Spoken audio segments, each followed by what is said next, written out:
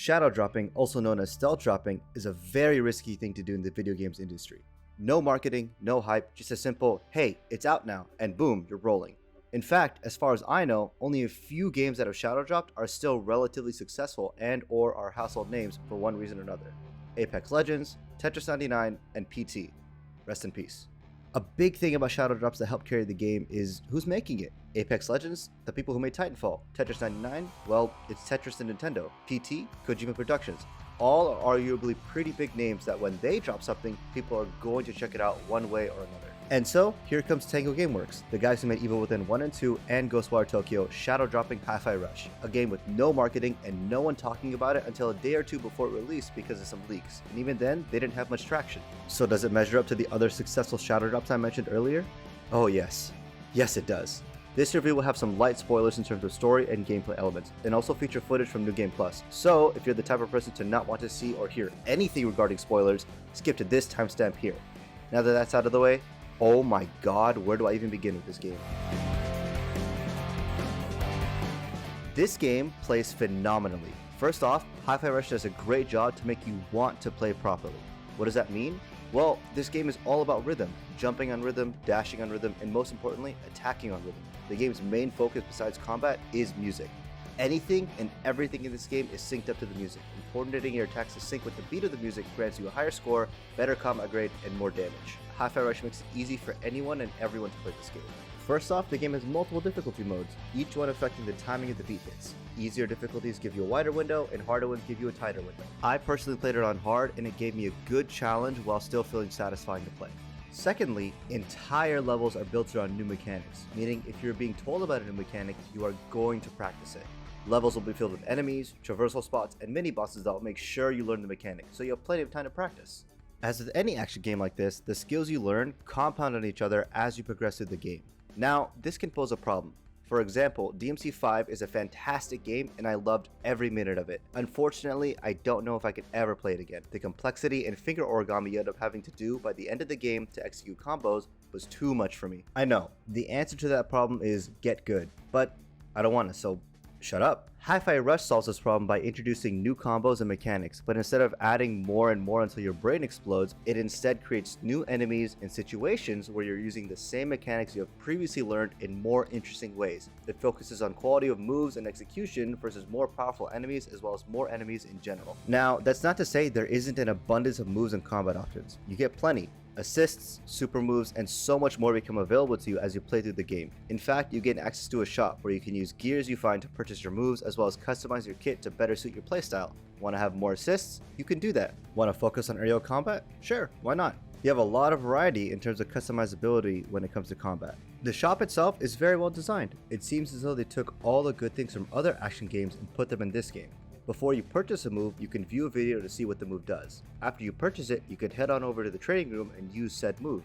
Don't like it? No problem, just go back to the store, refund it, and you get it back about 90% of the cost that you spent, making purchasing moves to try out a regular occurrence. As I went through the game, I used this refund system a lot with the special moves. As for the normal moves and upgrades, by midway through the game, I could easily afford everything in the shop, so don't be afraid to spend your currency. The special moves in this game are super cool, each one having an excellent build-up with an explosive finish, which makes using them very rewarding. You get to equip 2 of them, and they offer variety in terms of support and damage.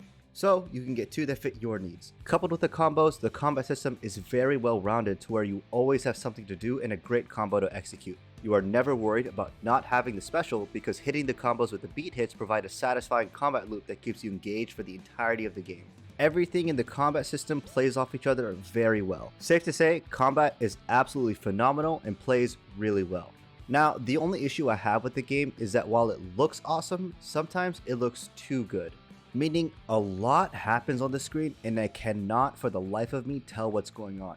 With the music playing, as well as the enemies swarming me and the hit effects, I cannot process what's happening to my character, leading me to getting hit, dropping a combo, or flat out dying. Now, I'm not the best at this game, but I would like to think I can do some stuff pretty well, and there were moments where I was executing everything perfectly, only to be confused as to where my character was or who was attacking me, making me lose the flow. It didn't happen often, but when it did, I was a bit annoyed. But the game does a good job of not setting you too far back when you die, so I got back up and tried again. Outside of combat, you're exploring levels with different traversal options which you unlock as you play. The game really wants you to explore. Every nook and cranny has something, which feels rewarding if you take the time to look. Collectibles, health and energy upgrades, and currency are sprinkled throughout the levels, really pushing you to explore. And the exploration is easy enough to do as well. Just a quick jog to the left, right, up or down, and boom, you find something. As you explore, you find rooms and areas you can't access on your first playthrough, so coming back after you've beaten the game is very much worth it. The game also introduces new challenges and a combat tower after you beat it, so you have a lot of chances to keep playing and honing your skills. I tried the rhythm tower and found it to be a really good challenge. Exploration is not necessary, but definitely worth it. I found myself exploring levels not just for the items, but little Easter eggs and stuff that are also hidden throughout the world. The gameplay loop in this game is great. Big levels, in-depth combat system, and rewarding exploration made me want to spend more time in the world of Hi-Fi Rush.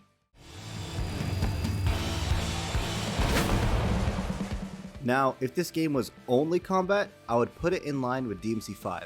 Fantastic gameplay, but nothing too interesting in terms of the world, at least for me. However, this game goes far beyond DMC5's world design. Earlier, I said everything in this game syncs up to the beat of the music, and I meant it. Look.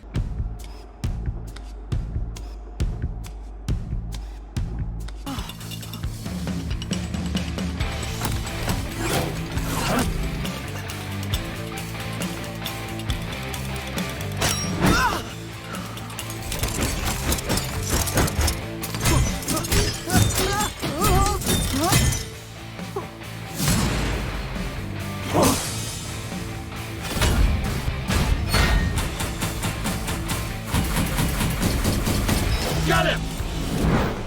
Doors, platforms, and the world as a whole is synced up and moves to the beat of the music. I cannot imagine how they even designed this game while keeping to that principal design feature. It must have been extremely difficult. Regardless, they succeeded. As you go through the levels, just look and take it in. Watch how everything interacts and moves on the beat. The little details really add up to create a very stylish experience. Speaking of style, the game does an excellent job of making really dope moments dope. During very key moments, the game grabs what seems like high fidelity concept art and just throws it into the game to accentuate those hype moments.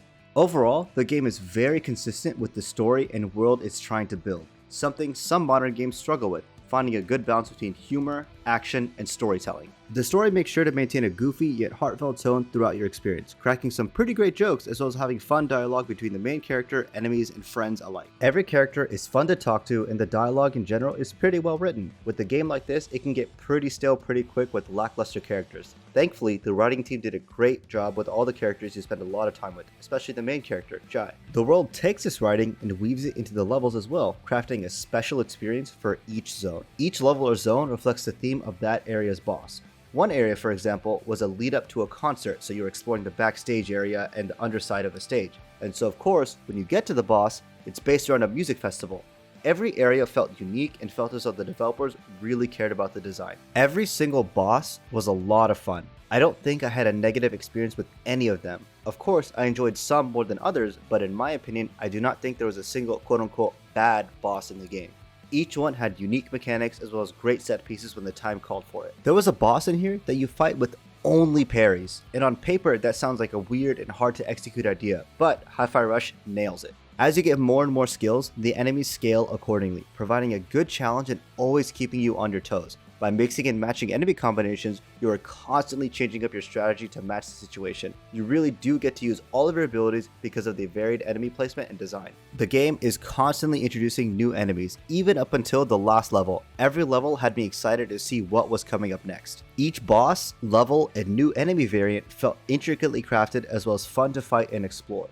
All in all, the world design of this game is what drew me in the first place, and I can say I'm very glad that it did. I haven't been through something as fun as this in a long time. A small side note, for those of you wondering whether to play on streamer mode or not, I will say I tried both streamer mode on and off for big portions of my playthrough, and I actually think that the custom tracks made by Tango Gameworks are better than the licensed music versions of those tracks. But of course that's my personal preference. Regardless, both are great experiences and you're gonna have an awesome time with it.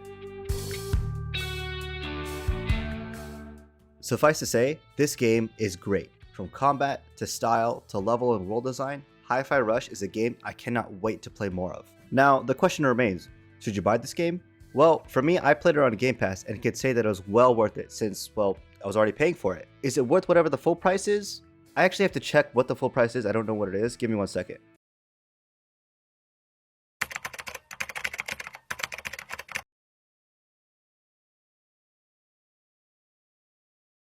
Damn, what is that, bro?